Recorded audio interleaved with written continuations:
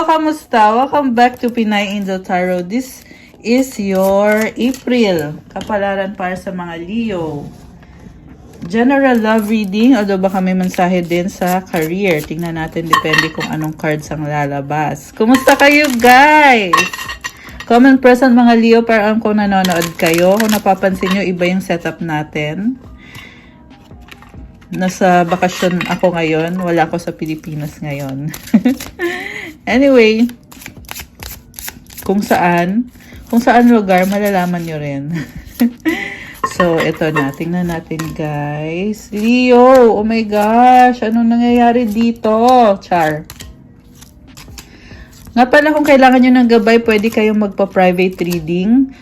Message lang kayo sa Facebook page ko, Pinay Angel Tarot, or sa Viber or sa WhatsApp para mas mabilis. Nasa description box po yung contact details. May bayad yon kasi ikaw mismo ang i-reading ko.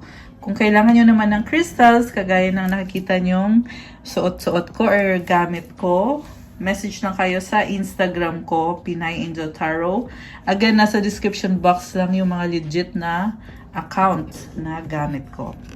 So, Leo, overall energy, Page of Swords, curiosity, naghahanap ka ng mga impormasyon, hinahanda mo yung sarili mo. So, may stalking din na involved dito, siguro pinag-aaralan mo yung person mo, ina-analyze mo siya, ina-analyze mo yung sitwasyon. Wait guys ha, kailangan ko lang i-adjust yung camera, sorry. Okay, ayan, naayos na. So, curiosity. Okay. Pinag-aaralan mo yung person mo eh. Inoobserbahan mo. So, recent past, ano kaya nangyari dito? May sinustok kang tao ah. So, the Devil, Knight of Cups, Justice. Alam mo, na-obsess ka sa taong yan. Sobrang gusto mo siya, merong attraction, pero pinaglaban mo yung sarili mo. Parang, ang hirap nito kasi gusto mo siya, pero maano din yung tingin mo sa sarili mo eh. Parang uminit yung ulo mo dito kung ano man yung nangyari. It's either yan or merong cycle dito na hindi mo na matiis. Kaya pinaglaban mo kung ano yung magbibigay ng fairness. Or gusto mo kasi fair lagi. Or balance lagi. Kaya, andito si Justice card. Okay. So, medyo masakit lang yung katotohanan. Yan yung nakita ko dito. Siguro naging prangka ka sa pananalita mo. Sa current energies, 10 of Cups, Ace of Wands, and the Knight of Swords. Oh my gosh.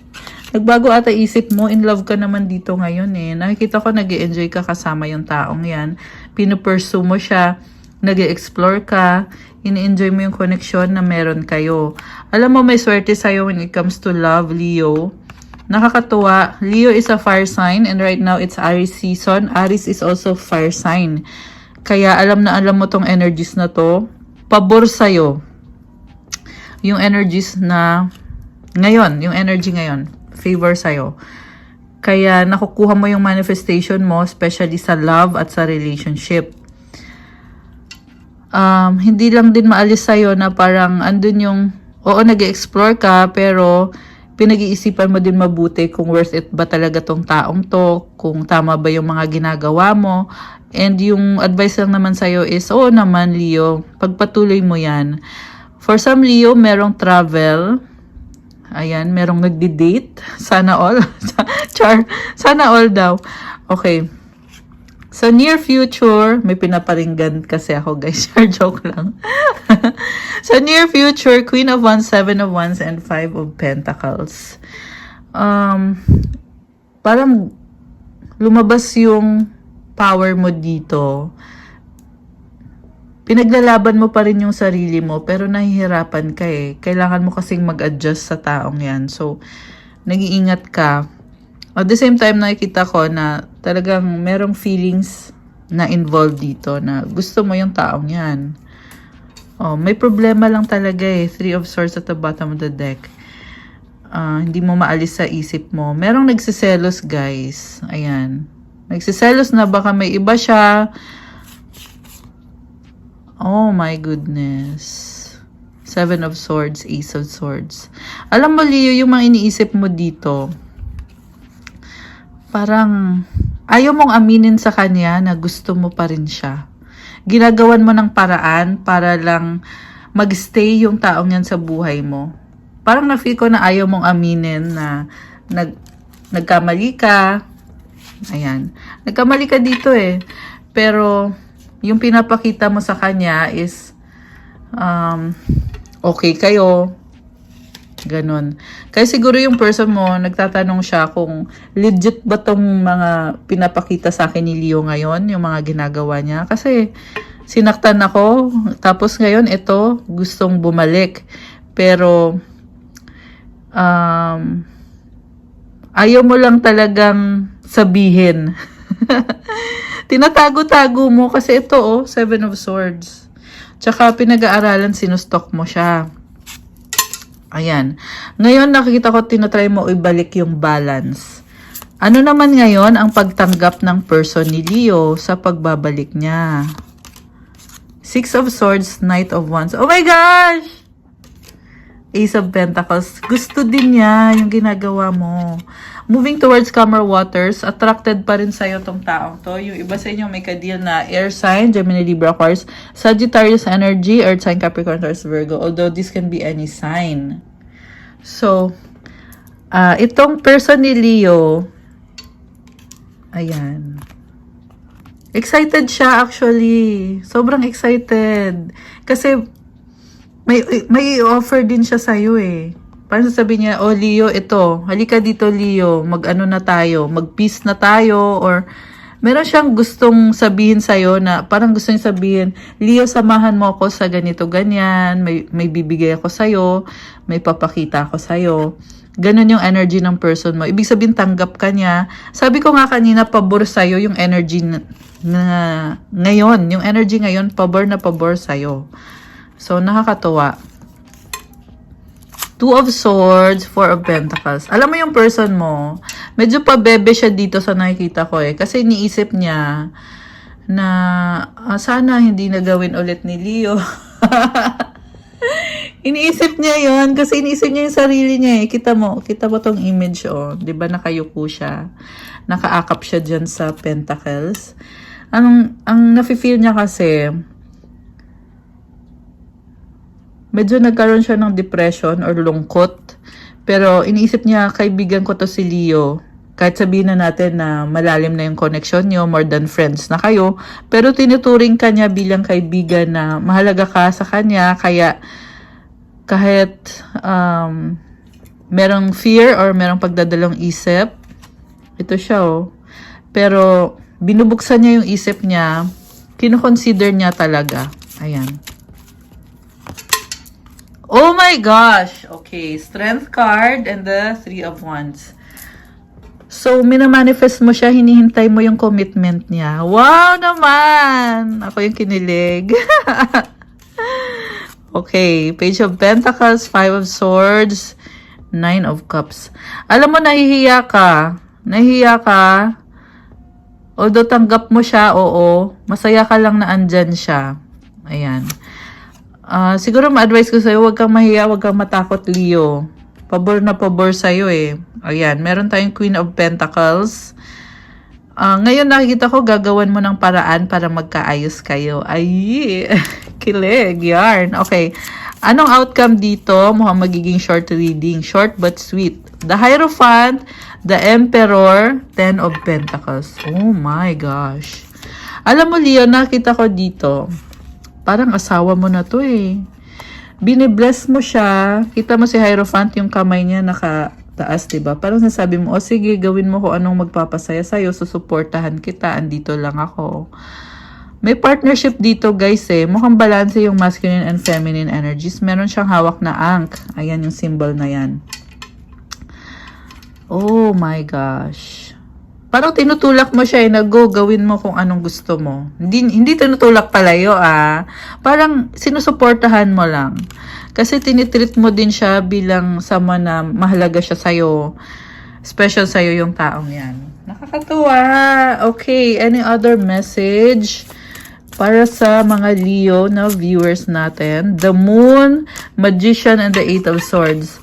Alam mo, tinatry mo i-manipulate yung sitwasyon, pero hindi ka sure kasi ang lalim ng isip mo, the Moon, connected ka sa emotions mo And parang nakita ko sa'yo, gusto mo mapag-isa para i-analyze. Parang gusto mo kasi in control ka. Magician, ayan, medyo natataranta ka Ano kaya? Paano ko kaya haharapin tong aking special person? Kaya na-stuck ka tuloy sa isip mo at hindi ka makagalaw dahil sa kakaisip. So siguro ang ma-advise ko lang, just take the next step, Leo. Gawin mo lang. Ayan. Oh my gosh! So the last card is Two of Cups. This is a card of acceptance, love, reconciliation. Ayan, kita mo na magka-date sila, I love it. Ayan, very nice na reading. And kanina sabi ko nga may i-offer sa'yo yung person mo. So, okay, I know na last card na sabi ko. Pero gusto ko pang i-clarify one more, yung tungkol sa offer ng person ni Leo. Nine of Wands, Three of Cups, Eight of Pentacles. Alam mo, Leo, itong person na ka-deal mo, ang dami niya naging frustration sa'yo. Pero, ngayon, ang nakita ko dito, kumukonect siya, masaya, nagsa-celebrate sabi ko nga bilang kaibigan, although special naman yung connection nyo, pero andun yung parang nirespeto ka niya, and very stable and practical siya ngayon. So, hindi na siya galit. Yan yung naririnig kong mensahe. Leo, hindi na siya galit. Nakafocus nga lang siya ngayon sa priorities niya. Mukhang may bagong simula yung person mo. Posible yan na meron siyang minamanifest sa buhay niya na baka magta-travel or baka mag-i-invest. Something na magbibigay sa kanya ng bagong simula. Mukhang dyan siya nabibisi ngayon. Malakas ang intuition ng person mo. Okay, tingnan natin to. The Fool, diba? Bagong simula. Alam mo, babalik siya ulit. Sabi ko nga may offer siya Itong The Fool kasi taking the leap of faith na siya. Parang sinasabi niya, Leo, ito na, bibigay ko na sa'yo yung corona. Wow, may pa-corona. Hindi, parang binibigay niya sa'yo yung opportunity na, okay Leo, sige, gawin mo na kung anong gusto mong gawin. Kasi mahal kita, King of Cups energy. Grabe to guys, alam mo nagtitiis siya. Kita mo medyo teary-eyed parang sinasabi niya dito, hindi ko kayang mawala ka Leo. Kaya mag-a-adjust ako, magtitiis ako para sa atin. Baka may kadikang water sign, Cancer, Pisces, Scorpio. Although this can be any sign. Oh my gosh.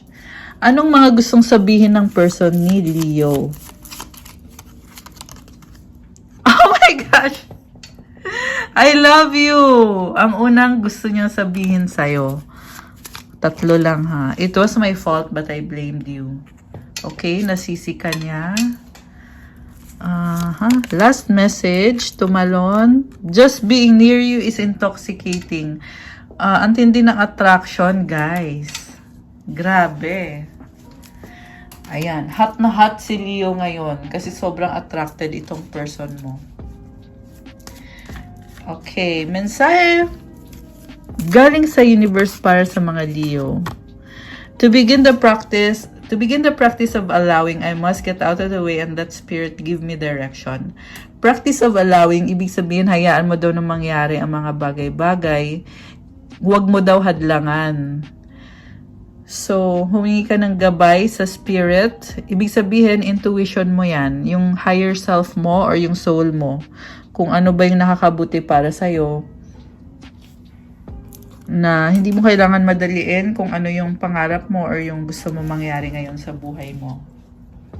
Okay guys, so sorry have for you Leo for your April kapalaran. Ayan, bulol yarn. Thank you for watching. I-like nyo na tong video na to. Comment kung nag-resonate or kung nagustuhan nyo ba or kung ilang percent nag-resonate. Kung 50% lang ba, 20% lang ba, or kung 100%, ayan, ilagay nyo dyan. Kung hindi nag-resonate, okay lang i-comment nyo pa rin para alam ko. Gusto ko nga pala mag-thank you sa mga Leo na subscribers natin. Thank you so much po for subscribing and supporting and for all the love. And kung kailangan nyo naman ng gabay, kung nag-resonate kayo at kailangan nyo ng more information, pwede kayong magpa-private reading sa akin. Message lang kayo sa Facebook page ko, Pinay Angel Tarot, or sa Viber or sa WhatsApp para mas mabilis. Nasa description box po yung contact details ko. And check out my Instagram to avail crystals na makakatulong sa'yo para gumaan yung aura mo. Lahat po ng crystals, meron yang prayers. Ayan. Alam mo, sunstone to guys. Napahawak ako dito.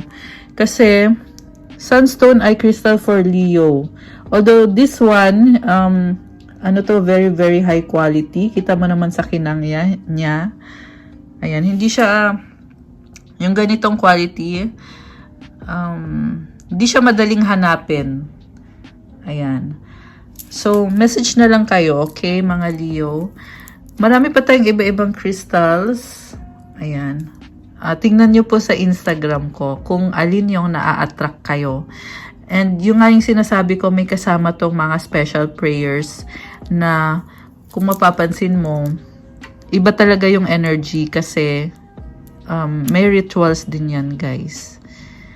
Ayan, maliban dun sa energy ng crystal, yung prayers at rituals, ayan talaga yung sekreto sa pagpapalakas lalo ng crystals mo para ma-activate yung power ng crystals mo. Ayan. Anyway, that's all for today. Thank you again. Have a good day. God bless you all and stay safe. I'll see you again soon, Leo. Bye!